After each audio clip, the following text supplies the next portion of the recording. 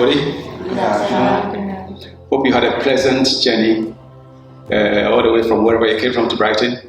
And we are very happy to see you. I welcome you here this afternoon to Jan Cosmic Foundation. If you are a seeker, you have been a seeker and looking to expand your horizons, I will assure you are in the right place. You've got a teacher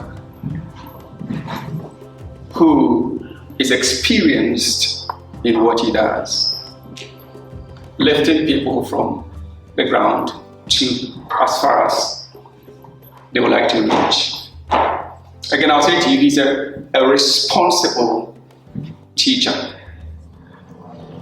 Why do I say this? It is about self-realization. And when it comes to realize yourself, it's about unveiling the power that is within you. And when you are at that place, you can affect things positively or negatively. So it takes his time to make sure that the motive of the individual is right. And one thing that I like about him is this also, that talk about motive, he keeps on saying it doesn't matter what the motive is. If you avail yourself and you allow yourself, sooner or later, you could find yourself in a place of converting your negative motives to positive ones. And when that is the case, then he will be the right man also to take you further. Without further ado, I'm just going to invite him to take us through this afternoon's lecture. After the lecture, there will be Q&A, questions and answers. It may relate to what you hear this afternoon. And even if it isn't about what you hear this afternoon, and you have a question that bugs you, has been bugging you for years, it doesn't matter. No holds barred. Throw it his way, and I can assure you, he will shed some light on it for you. So, respectfully and humbly, please rise to your feet with me. And we're going to welcome the great teacher of the science of realization. He will not be speaking from notes. You will have a notebook with him. He takes his time, focuses, and brings things out from within. Therefore, you can also benefit best from what he's, relaying to us if you quieten your mind, focus, and connect with where he has connected to present this thing to us. And if you do that, I can assure you, you will be, I'm going to use the word blessed. Yes, you will be blessed and raise yourself to a place of bliss too. So please put your hands together. Happy welcome. Before you sit, simply say after me. I let go whatever blocks my peace. I let go whatever blocks my love. I let go whatever blocks my joy. I am peace itself. I am love itself. I am joy itself. That is what I am.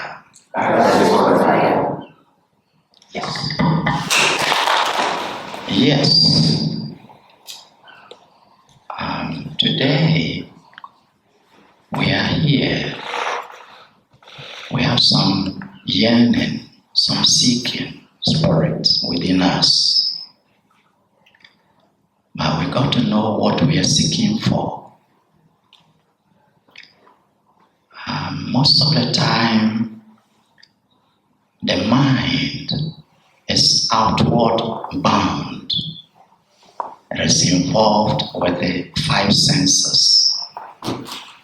And we connect with things outside ourselves. So the I, which wants to know, cannot be among the things to be known. And that is something we need to think about. Your eyes cannot see your eyes. Of course, we have the medium of a mirror or something. But if you go deeper, what you see in the mirror is not actually the real eyes. Because if somebody from somewhere sees your eyes or sees you in the mirror and goes straight into the mirror to attack you there, will it affect you? No. So the real you, the real eyes, cannot see the real eyes. And the same way the mind is outward bound and it cannot see that which is seen, the seer. So the seer is seeing things, but the seer is not among the things to be seen. And this is very tricky. If you are given 1 billion years to look for yourself, you will not find yourself. In fact, this subject is so tricky, so tricky. All along, we are seeking, sometimes through books, through the internet, everywhere, we're seeking. But the seeker is the one that you are seeking. That's really, really tricky. And it is really very, very unlikely that elsewhere, somewhere, you're going to find yourself.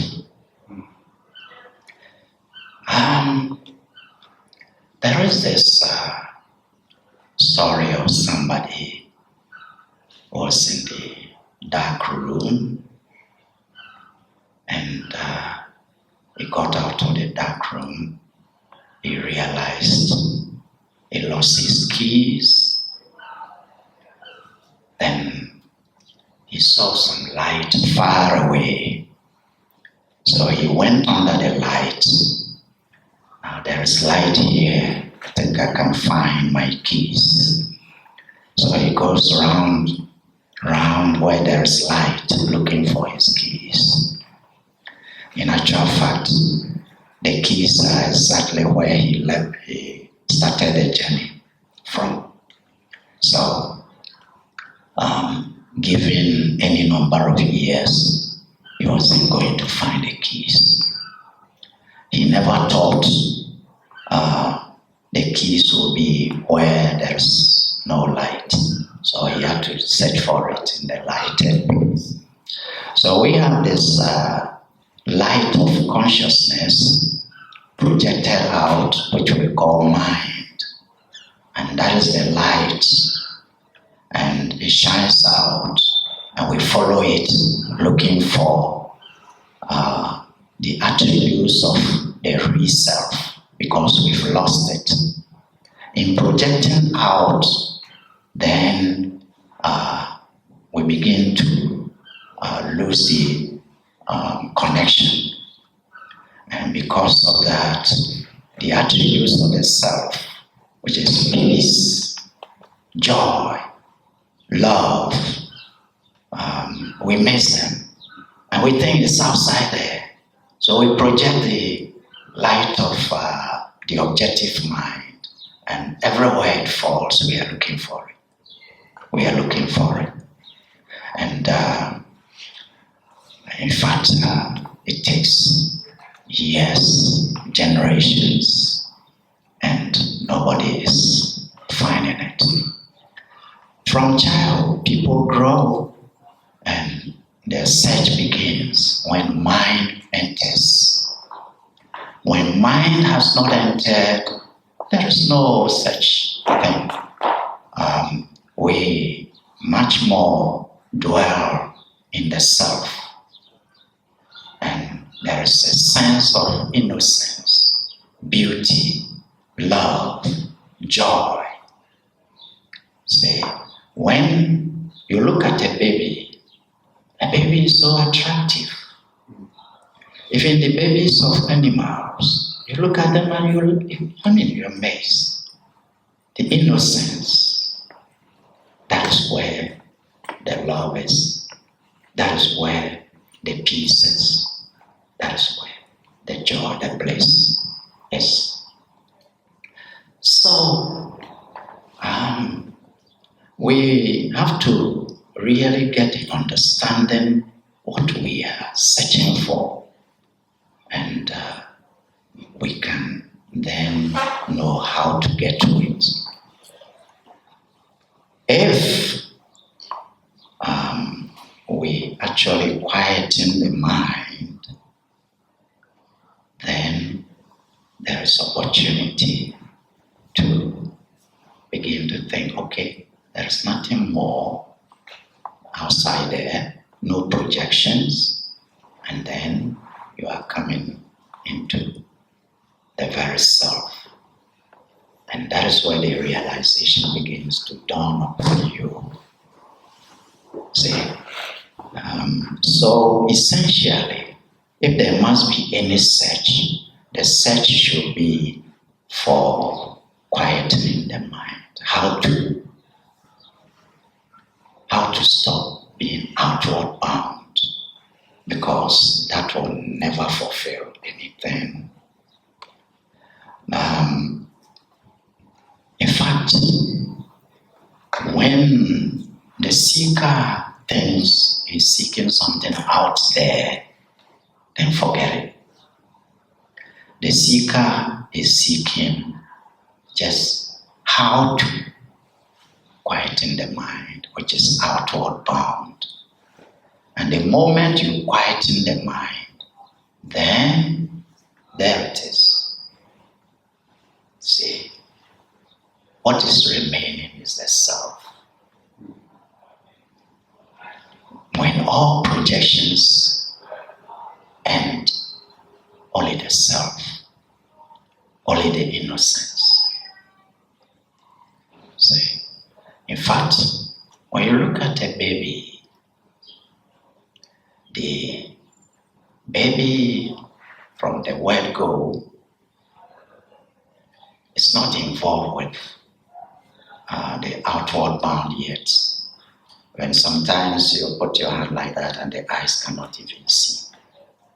It hasn't begun the outward game. So, even though the equipment is there for that kind of thing, but it hasn't begun using them. Then at a point, these things are activated, and baby begins to now push awareness into the eyes, and then begins to see things outward. So mind begins, and it begins to lose that innocence. So sometimes as we grow, this mind gets more and more active. And then it gets to the point we begin to be confused, because the attributes of the self, we are going farther and farther away from it. It's like we are moving away from the peace. It is not out there, it is inside here. The love, everything. So when we get back to that love, that peace, then we are nearest to the core of the other person. Because we share the same self. Let us see this example. When you look at the earth, there are a lot of projections we call plants. And all these plants are sharing one earth. Mm-hmm. See, they are rooted in one earth. Different types of plants. The grass, the oak, the mahogany, different kind of plants. But they are all rooted in the same earth. So your very core is the same core of the other person. And that's a wonderful realization. When the realization dawns upon you, then that is where you can understand the other. That is the time you can love the other.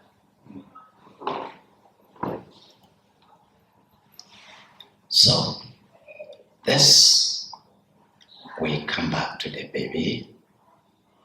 The baby, until the mind enters the position in which the baby is, actually is the real home.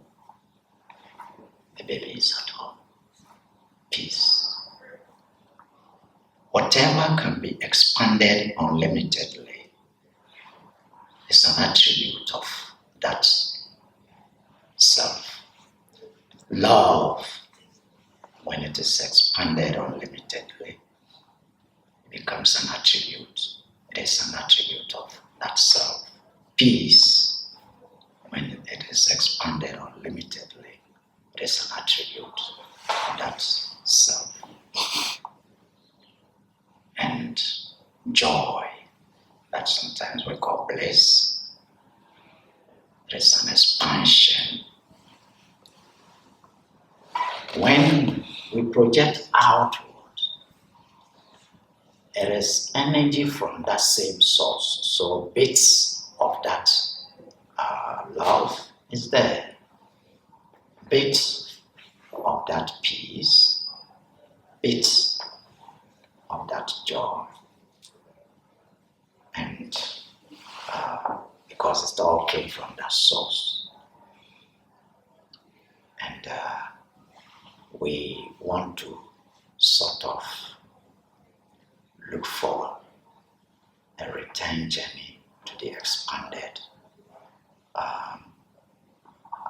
part of these things, the peace, the love, and the joy. We want it again, but we want it outside because we project it, and it never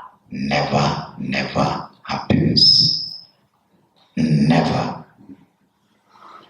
It has never happened before. It is not happening now, and it will never happen.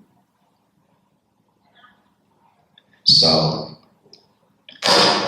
anytime something external pushes us into a bit of that innocence, then we're going for it strongly, because that is what we are looking for. So, people, we can go into things that push us into that innocence. Take, for example, the mating process, male-female, we come together, the sexual process, it pushes you into a temporary innocent point. And that point is very innocent, because there the activities of the mind are gone. There the emotions of anger, fear, and all those things are gone. That small point, the stress is gone, everything. the innocence, and we yearn for it. Drugs, that feeling. And people, you see how our youth, how they are looking for the right thing in the wrong place. See, they are looking for that feeling, that innocent point. It is full of bliss. So anything pushing us close to it, then we sort of absorb, we chase. See, yes, when we can really get to the expansion of these elements, the peace, the love, and the rest, it can only happen when we come to self-realization. And once it has happened to you, you can be in this world, but you are not of this place. In the sense that you do things all right for different reasons, but not because you are looking for peace or you are looking for bliss, you are looking for this, you are having it abundantly. But then you involve in it, the world, the drama again, for a different reason altogether. You involve in it to share the love and let people realize that there is a way to expand the love, a way to expand the peace, a way to expand the joy, and it's a way to help people out. In fact, when you get to that state, it goes along with so much empowerment, because the attribute of the self is power. All energies have come from there. All these things are energies, but they are stepped down energies, projected and stepped down. So the self is the highest frequency possible. And all the other things, projections, they are lower and lower and lower and lower.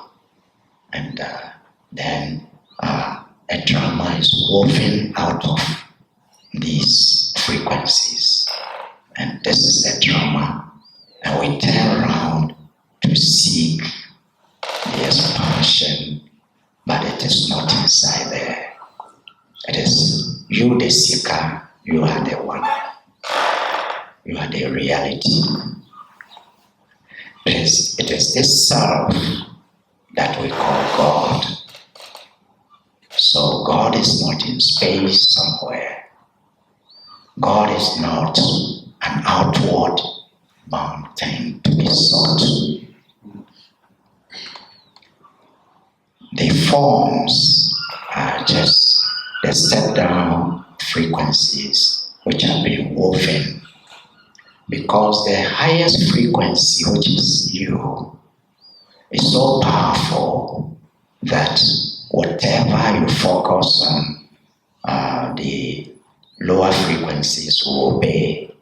So if you want a drama woven out of it, immediately it happens. And that is how forms have come about, and you become a witness of it. So it's like making a television to watch. So out of the lower frequencies, we have woven these things, and we are watching it, witnessing it. But when we make a mistake that we are the forms themselves, then we are getting a lot of deviation. And it happens over ages. We are We have been inside it for long, and it takes at times a few people coming into the world to awaken that, hey, you're going too far, too far. What you are really looking for is not outside there. Whenever there is something outside there giving you that innocent point, it is so small, but it is there just to as a reminder, because if nothing is outside there, we will be totally, we will go nuts, because it's like we are lost. We don't know what to do, but somehow we get a sense of pleasure in certain things, and it gives us motivation to continue looking for it. People look for it till they drop dead, and even a minute before dropping dead, they are still looking for it. They project it outside. Tomorrow, they think they will get it. If I get this or that, I will be happy. After getting it, it's placed aside.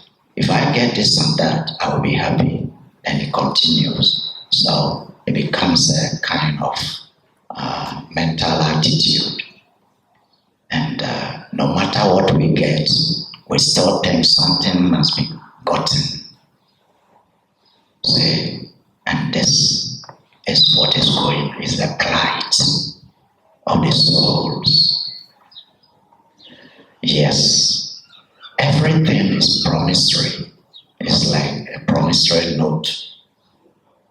It's promising you peace. It's promising you joy. It's promising you this, that. But if you were to know the trick, and you have a way to let the mind come down, then it will reveal what remains when the mind has gone down is the real self. And it is not, it is a kind of neutral thing. That's why I'm calling it innocence. But it's not neutral in the sense that it is something dead. It is vibrant neutrality. It is really alive. It is the source of everything. That's where everything you are seeing has come from. And if you can even back off a bit from the projections and experience a little bit of that self's attributes, then it is so fulfilling. So fulfilling. This amazing experience. Long time you didn't get it. That is what will come into your mind. You say, wow. So, anyway, back to the baby. The baby, when the mind begins, then other things also begin. Actually, the time of birth, the baby takes a breath, and that one is kick-started by a cry. See, the cry is purposeful because it brings out the air in the lungs and allow the breathing process to begin. And the breathing process is what really ties us to this world. The outward bound begins from there actually. And mind will be waiting for that to happen, then it will enter after a while. So this process in a world of polarity, because you breathe in, you breathe out to balance it. And everything else that is in the projected world is going to follow suit. That is why it manifests in the forms that have polarity all the time. We have day and night, we have male, female, we have rainy season, dry season. I mean, you know, everything that is manifest conforms to polarity principle. And we can use it to advantage because the projected world, and then that is another pole, we can say, and then the world that is always there, unchanging, is a background, that is the real you. So once we know everything goes with polarity, then we have been swung into the outer. Then we have to balance it. If you don't bring balance, you'll be unsettled. You'll be unhappy. You'll be always tensed. So how do you do it? How do you do it? Once it began with the breath, then we have to go to the root where the whole thing began. So the breath in, out, in, out. So what it is doing, when you breathe in, you are pushing the outer into your field. And when you breathe out, you release it. And you come back to a balance point. So breath can be a key. Breath can be a key for us to get back to our self-realization. Mind comes in later when breath has initiated the stage. And therefore, mind is connected to breath in a special way. If you go direct to calm the mind, it won't work out. If you calm the breath, after a while, the mind follows suit because it was dependent. The mind was dependent on the breath. That's why it waited for breath before it appeared. See?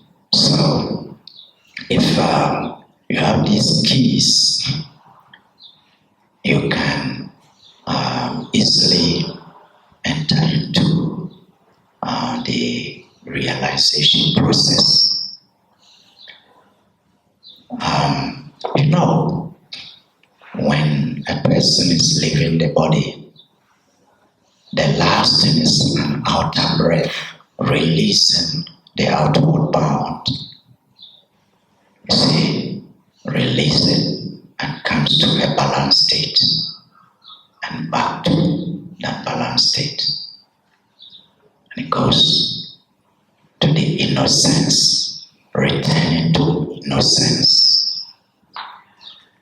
You see, so once the human has been in the outward bound state for too long, when the pendulum has swung in one direction for too long, the balance means it has to go to the other side also. When night proceeds, it's just getting nearer to day. When day goes on, it's getting nearer to night. So mankind has been in the outward bound for so long, and the swing has to go back so that we get inward bound. And that is the seeking process.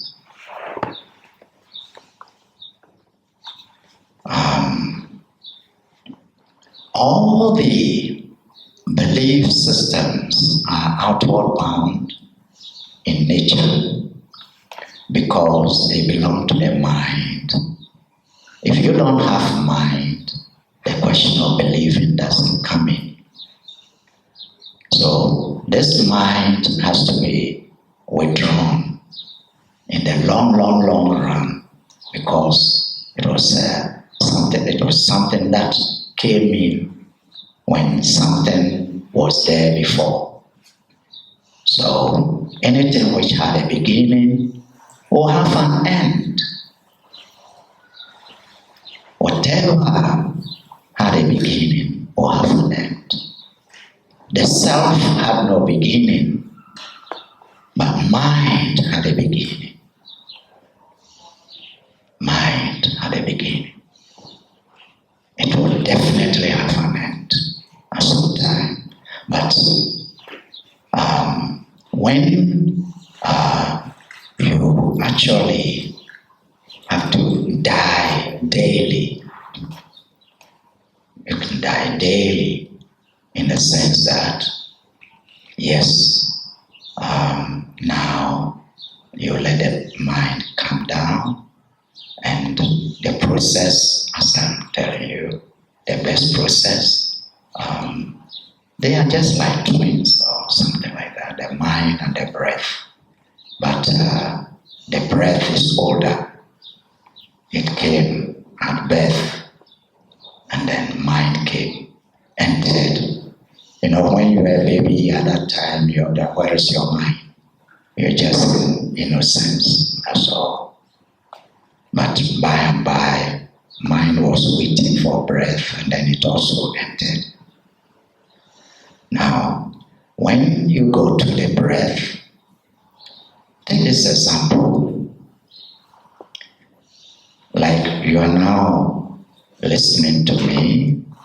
If you are doing it intently, you focus the mind, you slow down the mind. And because of that, if somebody is sitting somewhere watching you, a person will see you not breathing. You're not breathing. Your breath becomes very silent. As I'm calling attention to it now, you begin to breathe. You see, when you start breathing, you start to think. See? So, in order to slow the mind down, don't tackle the mind directly like that. You will not succeed. It will take you years, your whole lifetime. But there are techniques. So if you have to seek anything, then it is the techniques. Seek them. And if you are able to experience even a little bit of that self-nature, it is more than trying to rest, to invigorate yourself, no matter what you do. A little bit of that is more than years of rest. See, just an experience of that thing in a very short time is of greater value than anything else. And we need to form a lifestyle. We have to have a new lifestyle that permits us to slow down the breath, if not at all, certain times, so that the mind can calm down and the higher frequency, that is the very self, can express itself and create an aura around us, very vibrant, very potent, very powerful aura around you. So it is this aura carrying so much magnetism that will do all the things. If you get back into the zone of low frequencies, you are surrounded by this high frequency, and you become like an oasis in a very dry place. See, the outward bound is like a desert, and when you get that realization, you are like an oasis, and you move about. It's a special oasis may be at one spot, but in your case, it's a moving oasis, in a sense. You see? And when it is like that, it is amazing that wherever the oasis you go, whatever enters your field benefits, even the walls, the trees, everything passes some frequency from you.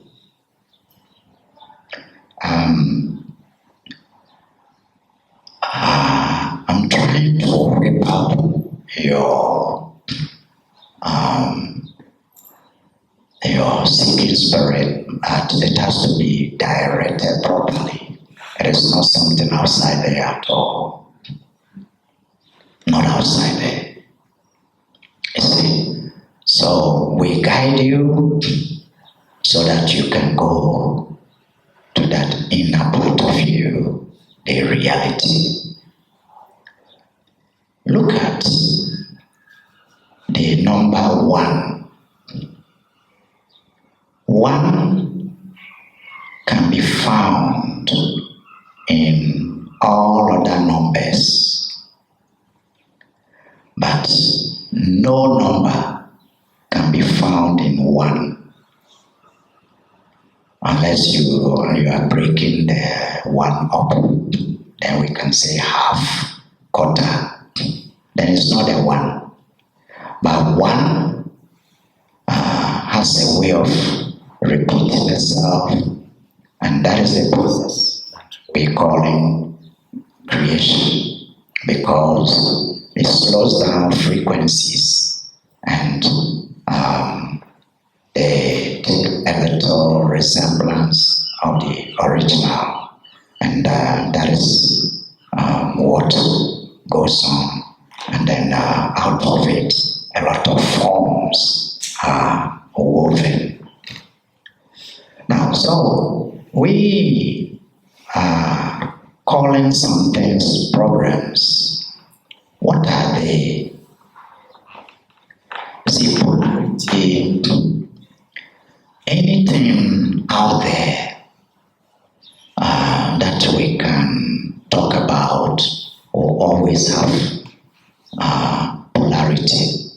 So when we say problem, then it means solution, because it's polarity. So when it goes here, the pendulum goes here, it will also go here.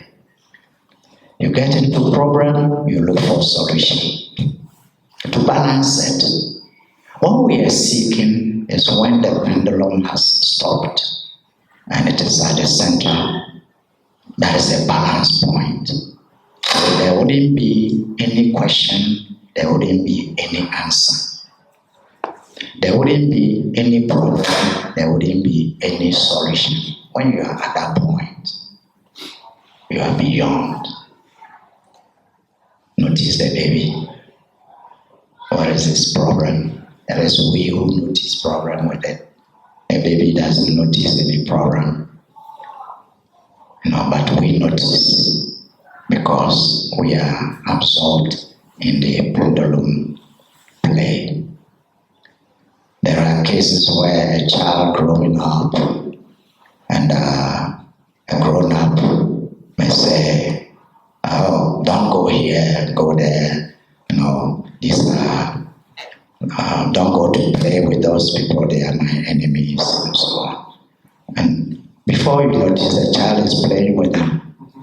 No, it's not polarity. Polarity is only beginning with the polarity.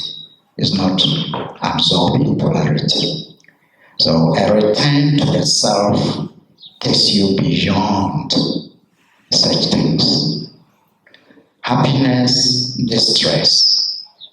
So in actual fact,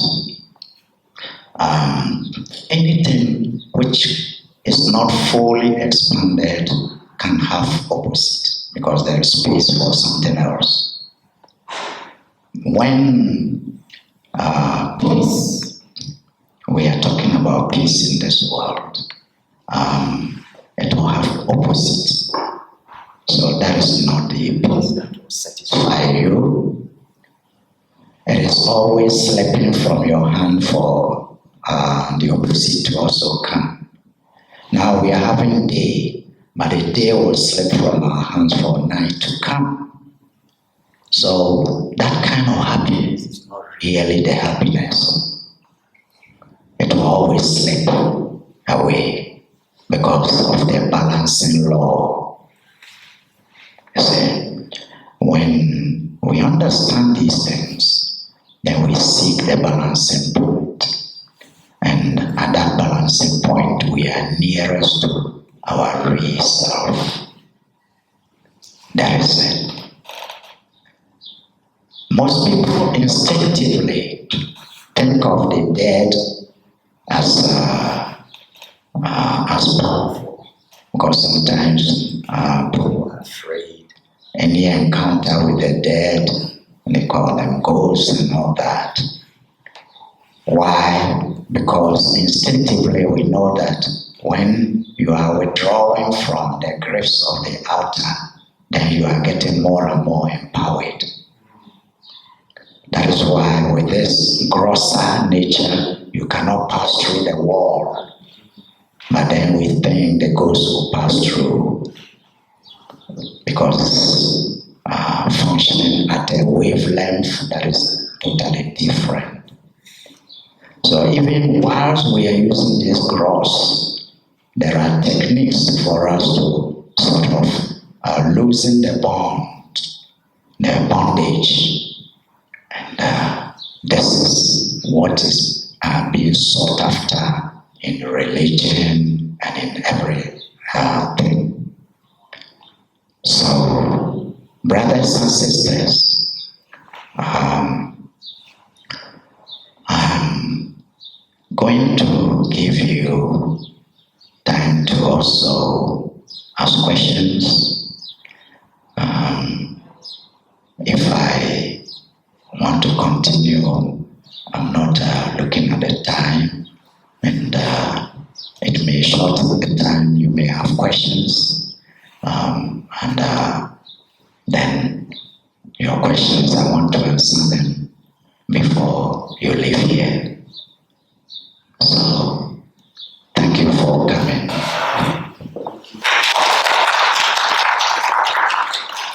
Thank you, Doctor. Hi, everybody. I hope you got a gist of what or where Doctor was taking us, or is taking us.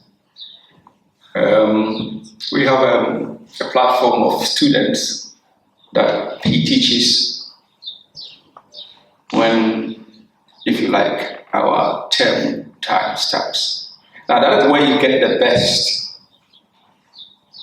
I mentioned earlier on that he's a responsible teacher, and when it comes to public lectures like this, he would just goes ahead to want to whet people's appetite and also be responsible in what he discharges to the masses. When it comes to private tuition, it's a different ball game altogether. I promise you that. Completely different ball game altogether. Why? Because of the responsibility that should come with power or with freedom.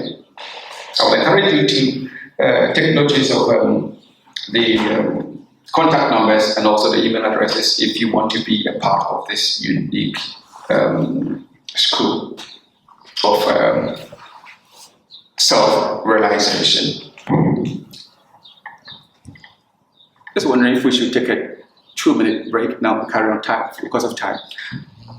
If you have any question related to this afternoon's lecture or any other question at all, and towards the end, he even mentioned ghosts. If you have a question concerning ghosts, feel free to ask.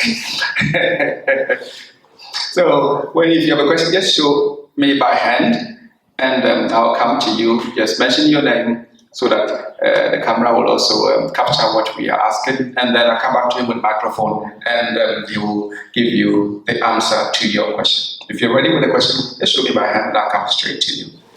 I think that my question is about how can we talk about the importance of slowing the breath and slowing the breathing so we can then calm the mind. However, we live in a society which pushes us to be 100 miles an hour. So my personal struggle is, how do I slow down? How do I calm my breathing? How can I calm my mind? Now, I am physically forced to calm my breathing because of medical needs, but I also want to calm my breathing generally, without being forced to calm my breathing. Does that make sense? It does make sense. Thank you.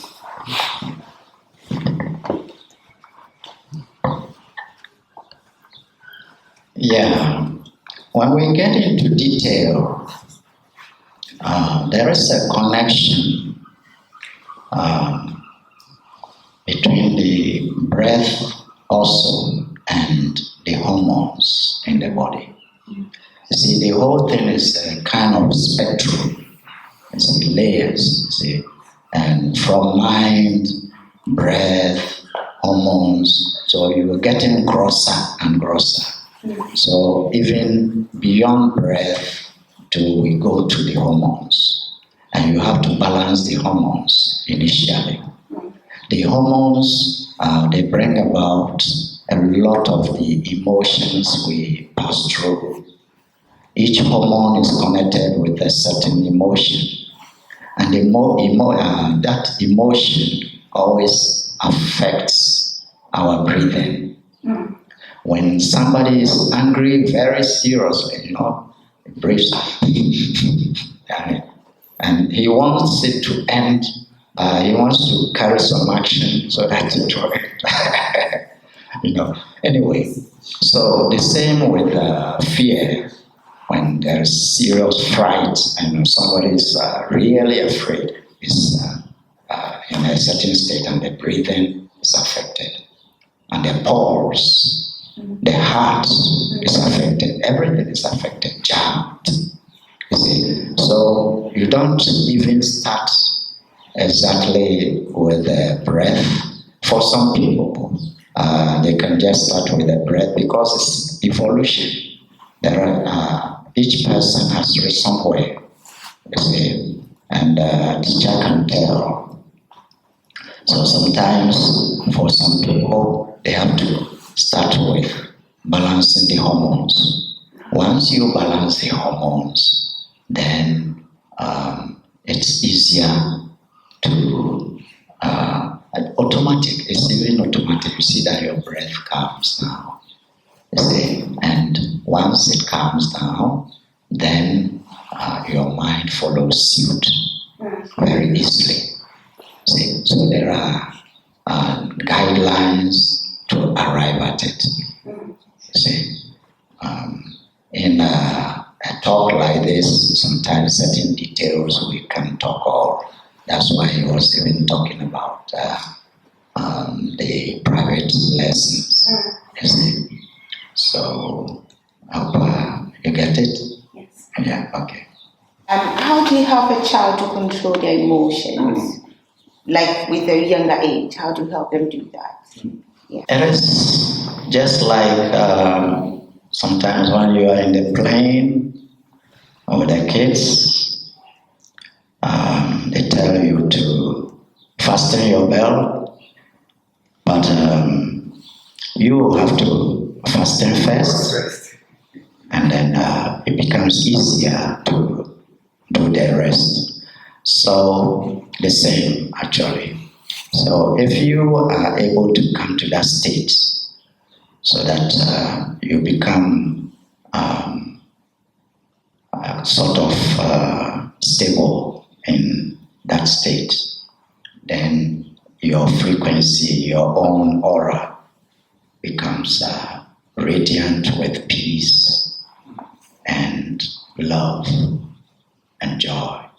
And because of that, they stay inside your field of consciousness, and they benefit immensely. That alone does a lot to change the kids than even the verbal approach. So does a lot to transform people. You know, it is very subtle, but it's very potent. Then also, in that state, you are so empowered that anything belonging to the zone of low frequencies, the higher frequency can control. So when you are in that state, it is the equipment of the child. It's a spirit, but the equipment, the body, and the mind, they are all equipment. They are given the program, and you can call it to order in a sense. That is, you can focus on a better. See the child. If somebody, for example, let's say you are in relations and the partner is overcome by these emotions, temperamental, whatever. If you work on yourself and you come to that state, you can focus on your partner. You see your partner in a smiling mood, and you focus on it for a while. When you enter that state, you are empowered. So if that time you do that focusing, it's a miracle you are going to see. So you can do that with the children also. So my name is Faustina, and I'm one of Dr. Jan's students, and I know what that has done for me to date. My question is about, because I was brought up a Christian, and I was actively involved in my church. I've invited some of my friends I met from church. And I was brought up in this belief that, I have to accept Christ or God as my savior before else if I die, you'd go to hell. My question is, heaven and hell. Does heaven and hell exist? I'm your student, I know, because I've heard from you and I've come to realize the answer, but I know it's a conversation I've had with my husband a few times about heaven and hell, when I thought, yes, there's fire, like you go to hell if you don't believe in, So that's my question. Heaven and hell, does it exist? And is it true that if we die and we don't accept we'll go to hell? And thank you. Actually, that master never taught those things. See, Judaism. See, whatever you bring, there will be always something existing before you bring it. So it becomes like the way water is received with a container. Always the water takes the form of the container. See? So when the truth is brought, the container receiving it, sometimes when the person is gone, the focus is on the container more than the content. The essence is lost. Actually, it is amazing that when you go into a book like the Bible, in sporadic places you can find hints of the truth. But the hints, people don't even, they bypass it, they don't even understand. You see, now heaven and hell, when you are outward bound, when the absorption outward deepens, it gets you to the last point where it is a whole struggle, because inwardly you get frustrated, you will understand that the thing you've chased and chased and chased, and it's like illusion, and you're never getting it. It's like chasing your shadow, you see, and you continue. And that point is actually the hellish state. Now, when you are backing up, it's a return journey. That is why he said the prodigal son. Prodigal son, he went out there, leaving the source, leaving the home, and he was going to enjoy. And he enjoyed, but he came to a point, we call it chewing the chewed. He has chewed and chewed the same chewing, and he's now frustrated and doesn't know what to do. And that is the hellish point. Now, when the return comes, then you get him back home, then you get to the point. The point, just like when you're boiling water, always there is a boiling point. So when you are coming back into realization, you come to the point. And that point, you are one leg in the outer, one leg inside. Because you are going to merge into your source, your very self. And at that point, you are so blissful, and that is the heaven. When you pass it, you become God, because you merge. And you say, I and the Father are one. It's not that God is Father, is male, and I mean, it's not that. But because of the level of the people, the Judaism, their principles and belief systems, that is what they could understand. So you have to teach them and say like that. But the truth has nothing to do with something in space somewhere, which is hell, and something in space somewhere, which is heaven. No, these are all belief systems, and we must grow. We must grow beyond these things. He told them, get your perfection back. So he said, be ye perfect, even as the Father is. That means, come back to that perfection. You are not different from the source.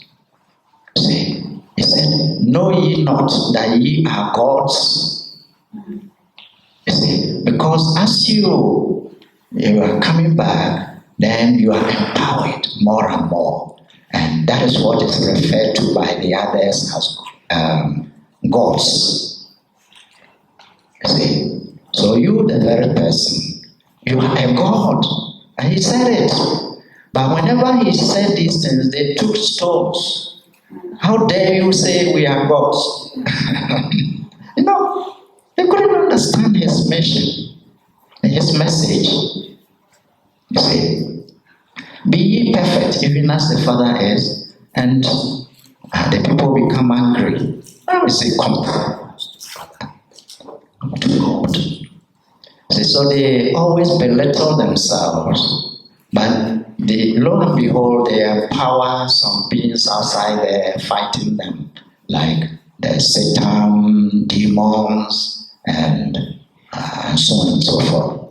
So, any beings out there which can be obstacle to you is also an entangled being like you. And see, when they are more entangled, they lose the attributes of the Spirit. They lose the attributes of the Spirit, which is love, peace, joy. So they are coming up and they behave differently from that. But when you are coming back, then these things are unveiled, they are revealed. See, your journey, where you have reached, is what makes you compassionate, because it's a journey back. Evolution means journey back. And each soul is differently positioned. Like I told you, it's like a spectrum. So people are differently positioned. Some are yearning, and they are getting closer and closer.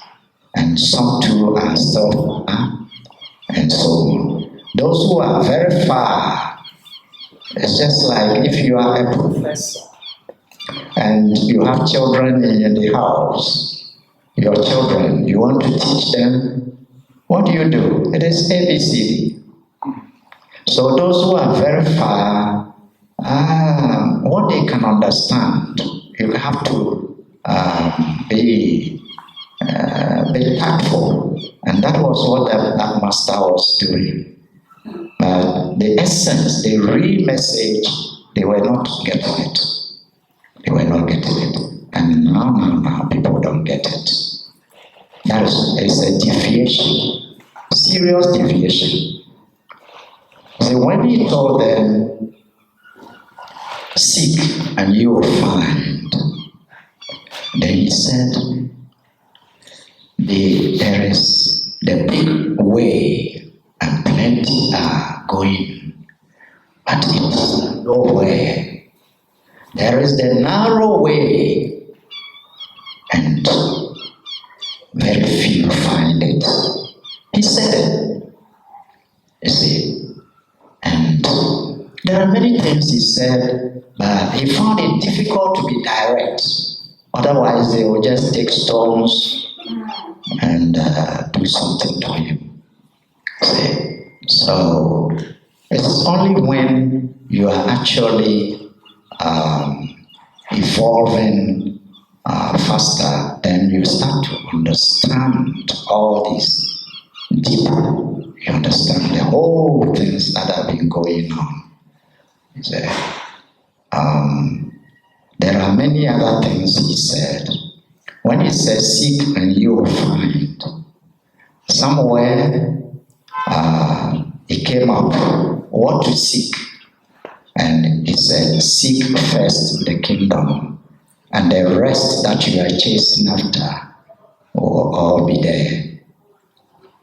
You see, that means if you really back into the self, who you are, all that you are seeking externally are found there, because the essence of the seeking is peace, joy, and love, and so on. You get it all there. See? So he went on further. There were these people called the Pharisees. They questioned him. You are always saying, kingdom, kingdom, kingdom, where is it? Then he told them, if somebody comes and he tells you that lo and behold, it is here or there, up and down.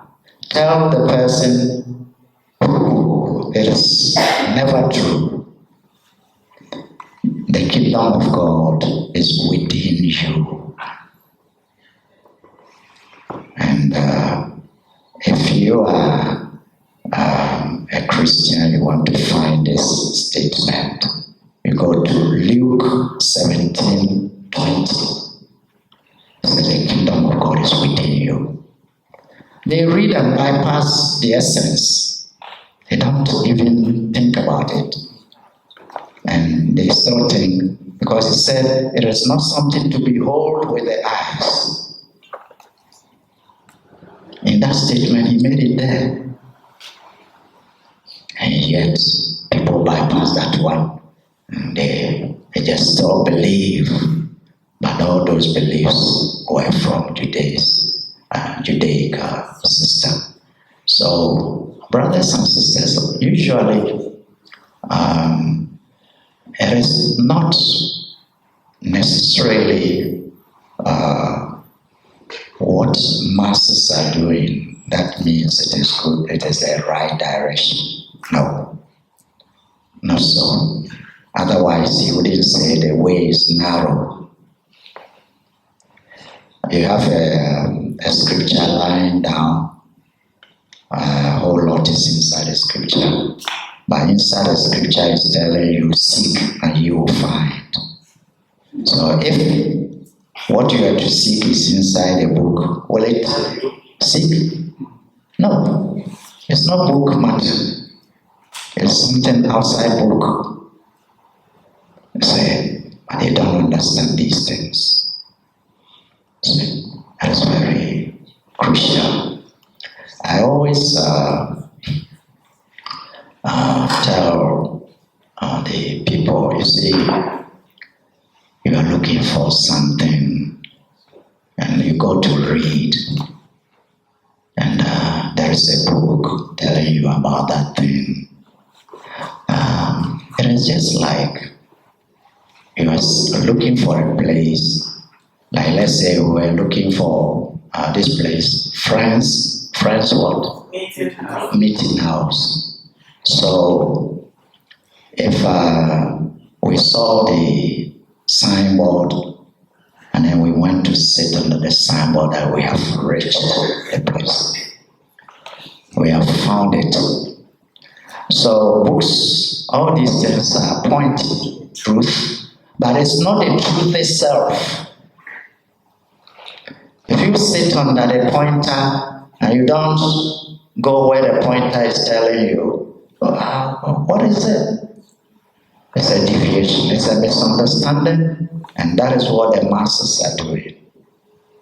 So scripture is just pointing to something extraordinary, but where it is, people don't pause for a moment to look for it. They think it is just what the mind is presenting. Mind cannot know the reality. There is no way. Mind is a step down frequency. So it can't turn around to know the high frequency. But high frequency knows the mind, knows all the step down things. So thank you anyway. My question is, does karma exist? And if so, do we reap what we sow? Because sometimes when you look at the world, you could see somebody who is doing a lot of bad things, and that person seems to prosper. Whereas those who are doing good in our side, those people seem to suffer. So if there's karma, how come people who are doing bad things sometimes in our eyes seem to prosper, whereas the opposite is true? Yeah. The law of action and reaction is a universal law, but there are things within it which are not exposed, and I will throw light on it for you. You see,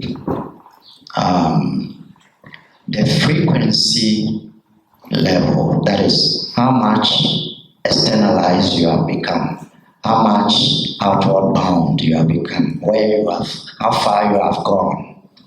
If you commit something, it's an action and it will attract a reaction. But just before the reaction strikes, if you pull into another frequency, that thing is nullified. It holds until if you return to that frequency, then it will strike. So we have, we can put it in 3 stages. Closer to the self-realization, the God realization, if you want, that state, closer to it, let us call it the mode of goodness. Then the next, in that order, we can call it this, the stage of, or the mode of passion. And far away, when we are absorbed, far away, we call it mode of ignorance. See? Now, these 3 modes, if somebody is in the ignorance mode and he commits something, he does something, if the reaction is coming, it comes only in that zone. So if he moves from there to the mode of passion, that thing will stay put. It cannot happen on the person. When he returns into the mode of ignorance, then the reaction strikes. I hope you understand. So if you move from, or you do something in the mode of passion, and you move away from passion to goodness, the reaction is suspended. And if you stay in mode of goodness the whole of life, that thing is nullified because it cannot get you. You see, this aspect of the karma is not explained anywhere, but that is the truth. So, in fact, you may not know the present mode you are in. You may not know what is seeking to happen. But if you change your frequency, that thing misses you or sort of gets held, suspended. For example, you are under this table, you kick a ball to the wall, straight. It will come back straight down there. But before it comes, I jump onto the table here. It will come back. I'm not there. I'm not there. You see. So, karma, the way people make it like there's no way about it. Yes, reaction is exact, but that principle to nullify it is to raise your spiritual frequency. You see, once you raise it, a lot of things are nullified. So that is something I want to share with you. So, the law is really true. It's just like the echo. When you make some noise and the echo, it can bring it back. You see, that's how the law of karma is working. But the way people explain it, there are a lot of shortcomings, and then the reality is that where you stand and you did it, it will come there. I'm talking of frequency-wise. if you change, it will not happen. Yeah. My follow-up question is this. If, for instance, somebody has done something and that person is, let's say, frequency A, and if, like, that person doesn't get the reaction in this life, like he doesn't get the punishment that he or she deserves in this life, is it possible that when that person comes back again, he will face it? And if so, is that the reason why sometimes maybe somebody can give birth to a child?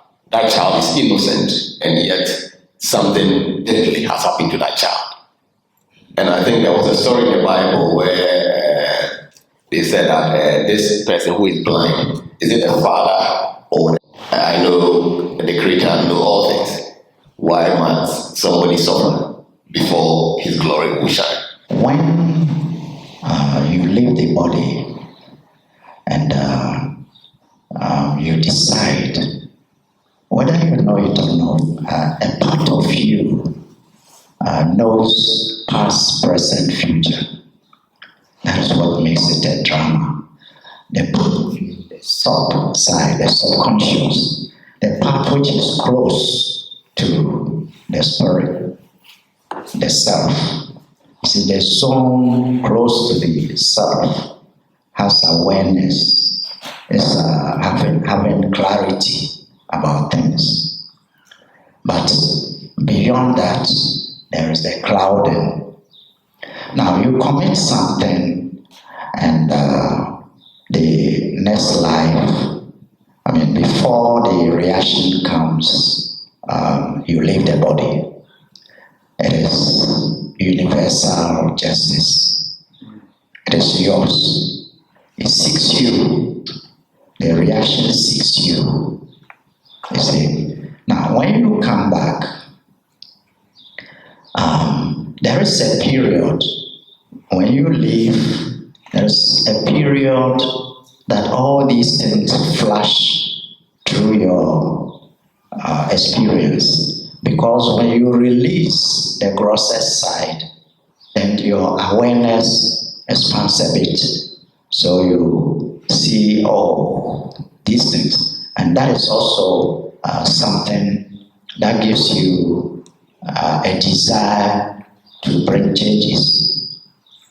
So sometimes you take birth in a circumstance where you can overcome that.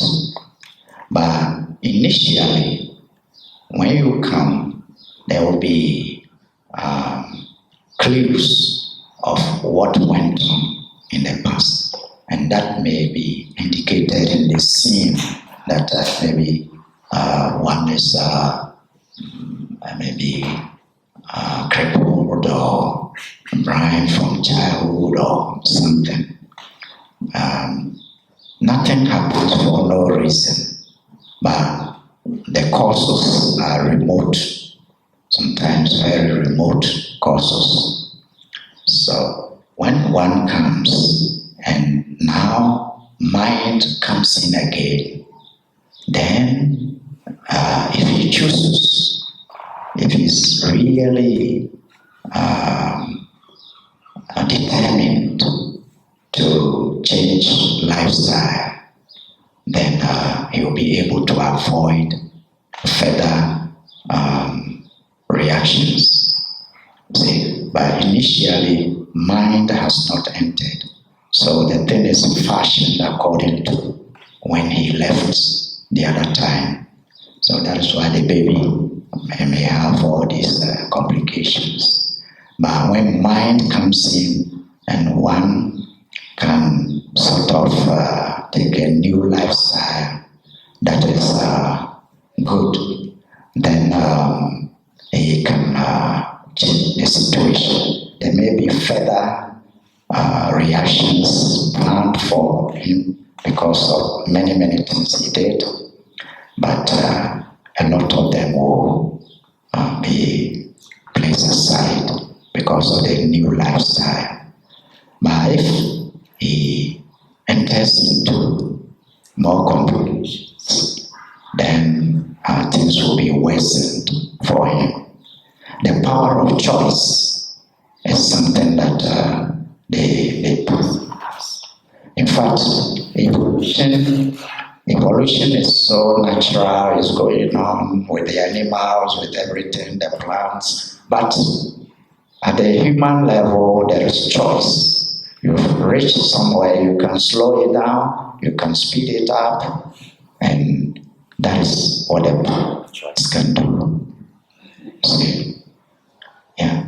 And my mind is regarding to the books and the spiritual awareness as well. I'm a student, and I don't know whether it's a problem or not. When I'm in the shower, and I can write the full book in my head under the shower. And when I'm alone, I start driving because my profession is driving. I'm alone, I can, something comes to my head, maybe I'm recording what I'm thinking, but as soon as I come out, everything disappears. As we're talking, I can understand everything without even explaining. Something I can understand without know how to explain it. I don't know what is that. Thank you. See, we have, like I was talking about the spectrum, that is, you see how the rainbow has colors in a spectrum, layer after layer, you know, and our consciousness is in these same layers. When it comes to the step down, when it's stepping down, the very first layer is super conscious, followed by subconscious, followed by objective consciousness. So these three states are there. Now, when we are too outward bound, we are using the objective mind. And we have some, I'll put it like ratio. Sometimes we are using the objective mind in a very high percentage at the expense of the others. The subconscious, we keep it sub. That's why it's called subconscious. You know, it's under. We are not allowing it to surface. See? But when you are actually evolving, evolution actually means increasing the inner frequencies, allowing it to express more than the objective mind. When it is like that, you are growing. That is the meaning of evolution. So more and more the subconscious will be coming up. And sometimes when it is coming like that, you become very intuitive. You see, that's why we say intuition. It guides you from inside. You see, and you don't depend too much on the objective mind. See? Then when you advance more, then the subconscious shines forward. And that is the closest mind to the self. The self is the highest frequency. And then step one, when it steps down first, it is superconscious mind. Second, like that. See? So because you've been practicing, the subconscious is seeking to come forward, but there are certain clouding inside it. The clouding is due to the emotions. You haven't completed the balancing of the emotions. That is why the subconscious is not fully coming, but it shows itself signs that some breakthrough is there. Like you see, when the sun is there and the clouds come to cover, darkness can come. They to cast darkness. But when there is some open, in the cloud, then you see the light shoot out. See, so sometimes the subconscious comes out like that and gives you some hunch or gives you some, because subconscious is an expanded mind. As I said in the beginning, when you are getting back to source, everything is expanding. Love is expanding, peace is expanding, joy is expanding, everything. So for that matter, it has very powerful rays, radiation. Objective mind is very weak mind. It doesn't know much, and it is using the senses to know, the 5 senses. So it is always on the jump because it doesn't know, it's looking to know. But subconscious knows already all those things that the objective mind is looking for. You see? So occasionally you can have certain experiences showing that, but it's inner things from the subconscious. It's encouraging. When it is like that, you keep on. Don't be distracted, don't be afraid, don't be worried. You're in the right direction. My question was a follow-up from what Dennis was asking, because Dennis said if you die, you come back. Because I know not a lot of that means. So my question is reincarnation, because that's exactly what Dennis has said. Is there reincarnation? Because some people believe that they are in this world, they've just come, they live their life, they do good or whatever, when they die, that is it, it's ended. So is there reincarnation? And if it's there, then The topic of reincarnation is also misunderstood a lot, just as that of karma. You see, there is only one spirit, not two, not three, and how that spirit is expressing itself. I gave you the example of the earth. Earth is one, but plants are coming out of it. But essentially, if you are to go far away into the sky and you look down, you see earth only. Even the human forms and those, you don't see.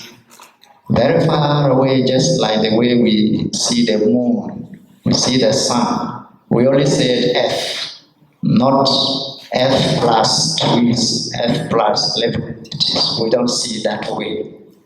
See? So spirit is spirit, and that is the only thing. And the other things are projections, which will, in the long run, through evolution, they will all get absorbed. Whenever somebody leaves the world, as you back off and you are getting closer and closer to spirit, then in fact the various layers that we pick in this world, I've told you in some of my lessons. Altogether, we have 7 layers. And very first layer is the grossest layer, the physical, followed by the etheric layer, then the vital layer, then the so-called popular astral layer, people talk about, and then we have the lower mind layer. That means a portion of the mind which is closest to the material side, which is the outer side. And then the higher mind, which is also closer to spirit. And the 7 layers, when we leave the body, depending on our level of realization or evolution, you may drop just the outer one if one is not evolved. If you have evolved a little bit, you drop and you go along with 5 layers. You are still in the zone, the outward zone. If you evolve more, you drop like 3 or 4 of those layers when you leave the body. You are nearing where you will be freed fully, and then you re-enter your source. You have to pure spirit, and then you are going to merge into the totality of things. You can even see the same when the tree, let's use the word dies. The tree in the long run is oriented to the earth. So all the projections have to go back to their source. And it becomes F. You see? Now, the reincarnation process happens to be there because where you have reached, and let's say you dropped 3 layers, you still have another 4 layers. Now, you are still in the zone. You see, you are still within the zone. Let's call it a prison. You are still within the prison yard. Only your time to leave the prison is fewer. Is smaller, you know, and those who are having life sentence, they are the ones far away, deep into things. Anyway, so one comes back to finish out the assignment. You are awakening. The awakening is not total, so you come back to have a way to do it again. So this is what goes on, and it brings about reincarnation. In any case, if one is a new lifestyle, by the time he's leaving the body, he can drop more of the layers than he had before. It's just like how you jump to reach something. You jump, and you don't reach, you come back. Then you jump again. Then if you don't reach, you come back. Then you jump higher. See, until finally you jump. You are capable of doing it, and then you finish out. And you get to what you have to reach your destination. So there is reincarnation, but it has to be properly understood, because it's not that everybody reincarnates in the same manner.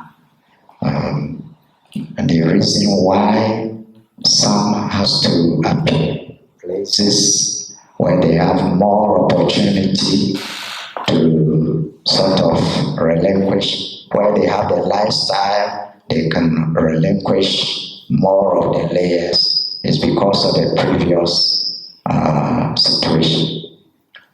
So we can change from place to place based on where we reach in our previous incarnation. Yeah. She asked the question, heaven or hell? And then you went to the kingdom of heaven. Sorry, my question. My name is Michael. If there is a kingdom, then there must, of a necessity, be a king. And if the kingdom of God is within us, then the king of that kingdom must be God. And if the kingdom of God is within us, who is this king of this kingdom then that is within us? The most powerful statement, which is difficult for people to believe, is that you are the God. See, the lower frequencies are your subjects, and their energies they step down from you, and for that matter, you are just witnessing the whole thing, and you are so powerful. You can call things to order. You can decree things to change. See, so the low frequencies, they are under your control. Therefore, you are the king. You see, such understanding dawns on you as you get closer and closer into self-realization. And you realize, that's why initially I mentioned that when you have that realization, then you share the same core with all the other people. And that automatically makes you love everyone. You see, and it gives you compassion when they are suffering. Sometimes you see that it's your own self, in a sense. You see, so truly speaking, this is what in the time of Christ, this is what the people didn't want to hear, because they couldn't imagine, if you are God, you are suffering, there must be the one perfect out there. No, so we never heard this. And so he had to, then he said to his own disciples in John 16 verse 12, I have a lot more to tell you, but you are not ready to hear. He said this, just because certain things, unless you grow, then you reach it. But if you want to use the mind to understand it, it is the spirit that understands it. So when mind has rather gone down, then that is clear, that truth, that you are God. So this is for realization, not for the mind to understand.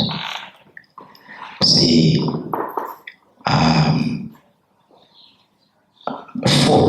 food is to be eaten, water is to be drunk, truth is to be realized. See, it is not mental. Sometimes people think truth is to be known. No, truth is to be realized. It's not to be known. It's not mental at all. It's not within the zone of mind. So when the realization comes, then nobody has to tell you you are God. It is just there. Truth is to be realized. Never heard it before, but it makes beautiful sense. And he's right. We always thought through truth was to be known, but truth is to be realized. It's so profound. And when you have realized it, you don't have to read it. Nobody has to tell you. You just realize it. Thank you, sir. Hi, I'm Tom. Since we have a bit more time, can you tell us a little bit more about your idea around subconscious and the link to the past and the future? Yes. Subconscious is attributes in includes, let me call it, storage of information. So all past is known. All past in the universe is known.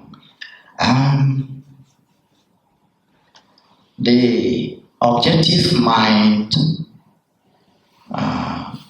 tries to know everything in your body. What you feel here, what you feel there, and all that. But subconscious knows everything in the universe. So let's take like the universe is their body, and the subconscious is the mind of that body. It knows everything inside. Superconscious has the universe within it. So it can even know many universes. That is super conscious.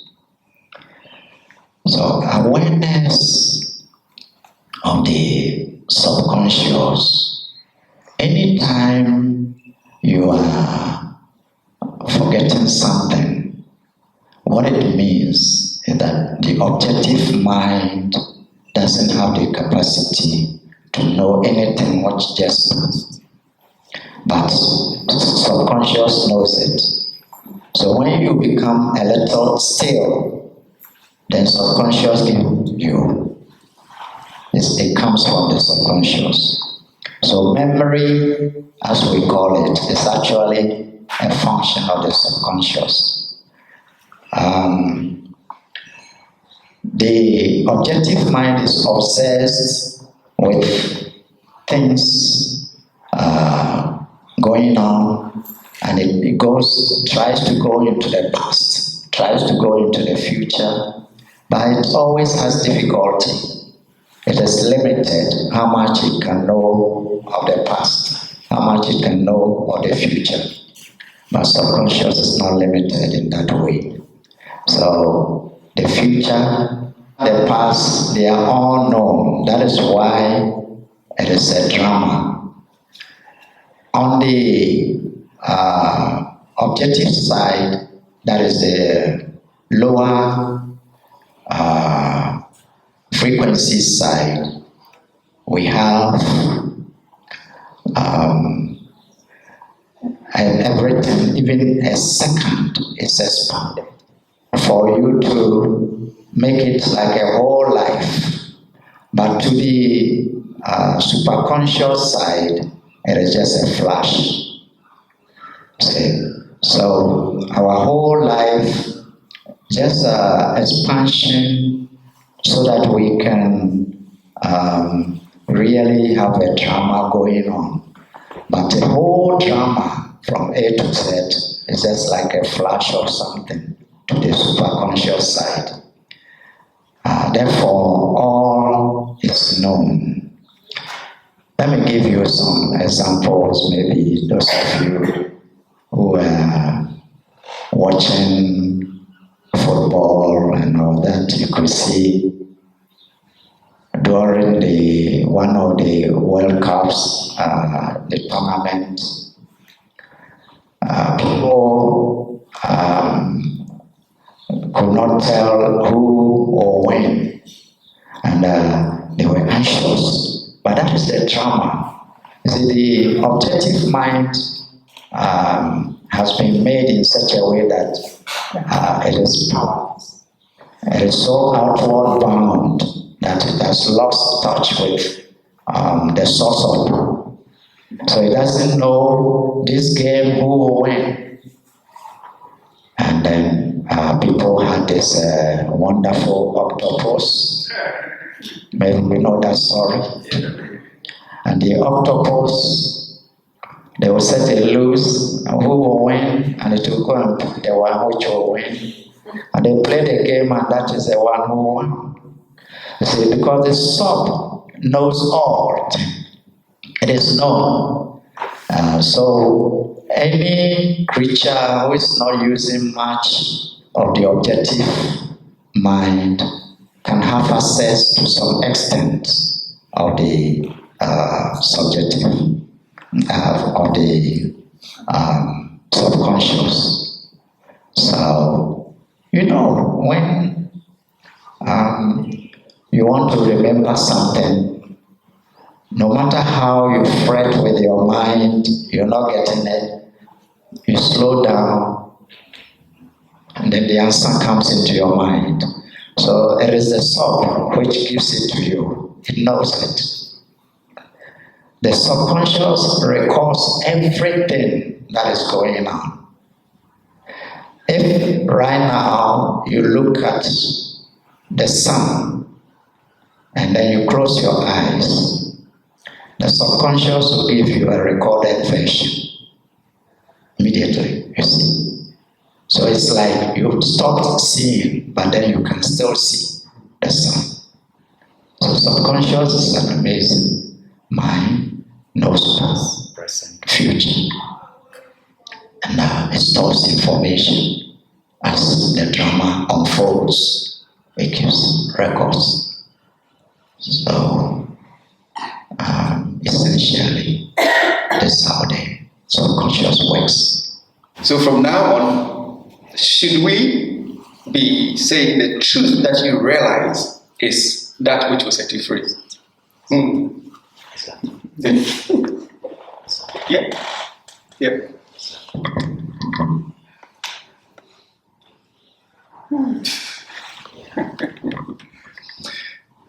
Thank you. Any more questions? I think there has been a lot of drama going on about God and Satan fighting battles here and there. A war broke out in heaven, and God decided to, send Satan down. And he said, "People of the earth, woe unto you, because the enemy is here with you."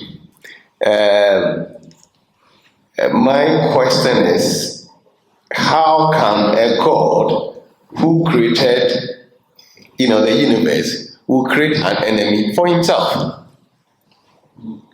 There is no enemy of God. It belittles God.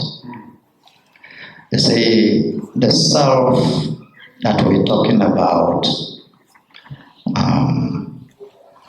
carries. I think the other day I was explaining the steps, how intelligence, the mind, the higher mind has intelligence. So everything is woven out of the low frequency and special orderly arrangement. And it has a lot of laws which are functioning to get things moving. In fact, it's a misunderstanding, but those theories, they belong to let me say it, elementary religion. You see, they are old religion, and we need to grow out of it. Religion, the word religion means relinking. It is religio from Latin, you see. Relinking to the source, and the process had to begin with those various experiences in the low frequency, because in the low frequency we have those who are slightly ahead of others, and like we have the chieftaincy and all those kind of things, because frequency-wise, those who become heads, it's not ordinary arrangement, it's frequency that puts them there. You see? And it makes us think that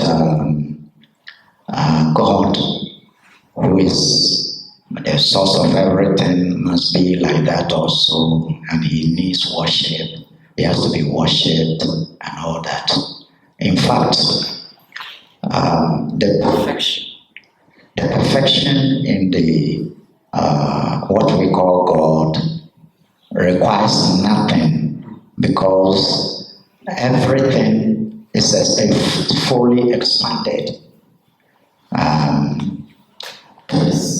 It's fully expanded. Joy is fully expanded. So it's not looking for joy in the low frequency, you see. But the part of that great spirit that is involving, just a small bit, involving in these low frequencies, gets confused and turns around to seek the source. But instead of turning around, is seeking it within it. Therefore, the forms is seen inside superimposed. You see, they become like the goggles you wear, and if the color is yellow, you look here, it's yellow. If it is red, you look here, it's red, unless you take it off. So these elements covering the spirit is giving us all these kind of perceptions, and then we draw conclusions that God is out there, and those things giving us problems here. Must be some creature who is terrible, you see, and God is great, yes. God is nice, yes. God is good, yes. That creature, it is the opposite. It is the one who is making us suffer, you know. But all these things are unfounded. But the truth is that whatever you project, it becomes your goggles, and really you can interpret everything to conform to what you are seeing with your goggles. You see, there was this thing I was explaining, and a journalist gave some experience. He said they went for a funeral, and it was bright, the sun was in the sky, and there was this man wearing dark glasses, and at a point he said, yeah, the way the rain wants to fall, it wants to destroy the funeral activity. And then the people were saying, what rain? He said, see, everywhere dark. Now, then he said, what? Nowhere is dark. Not in his glasses. His glasses is telling him the clouds are everywhere, so it's going to rain. When it was removed, they said, oh, there's no clouds. You see? So it's like that. The lower frequencies, they become our goggles, and we use it to interpret things so many ways. But essentially, when you realize yourself, there's no Satan anywhere.